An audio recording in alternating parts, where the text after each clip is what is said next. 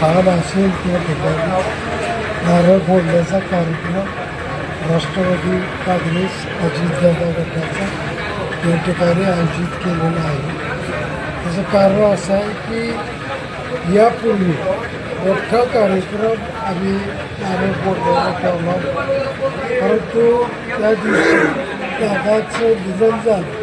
त्या दिवशी आमचा कार्यक्रम होता, पण अचानक दादाचा विमान अपघात झाला आणि दादा या ठिकाणी गेले. त्यामुळं आमचा कार्यक्रम आम्ही रद्द केला आणि तो कार्यक्रम आज ठेवण्यात आलेला.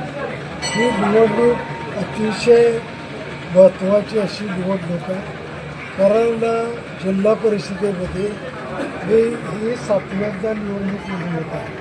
त्याचं कारण असं आहे की सर्वसामान्य माणसाला अजूनही आज स्वातंत्र्य मिळून 77 वर्षे जरी झाली असली तरी अजून स्वतः सामान्य माणूस ऑफिसमध्ये जाऊन स्वतःचं काम करू शकत नाही, कारण त्याच्यावर जो काही पगडा आहे अधिकारी लोकांचा, तर तो त्या ठिकाणी जाऊन निवडू शकत नाही. म्हणून आमच्यासारखा एखादा माणूस काम करणार, सामान्य माणसाचं काम करणारा जिल्हा परिषदमध्ये असला पाहिजे.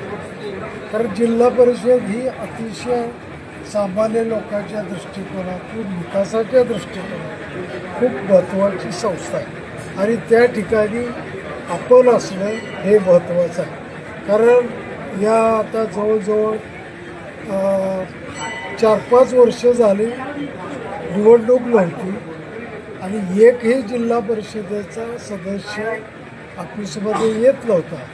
पण मी मात्र दररोज 12 ते 6 वाजेपर्यंत जिल्हा परिषदेमध्ये थांबून जिल्ह्यातून आणि आपल्या मतदारसंघातून येणाऱ्या माणसाला त्याचं काम विचारून तो कोण आहे, कुठला आहे, कधीही कुणाला नाव गाव पत्ता विचारला नाही, फक्त काम, तुमचं काय काम आहे एवढं सांग.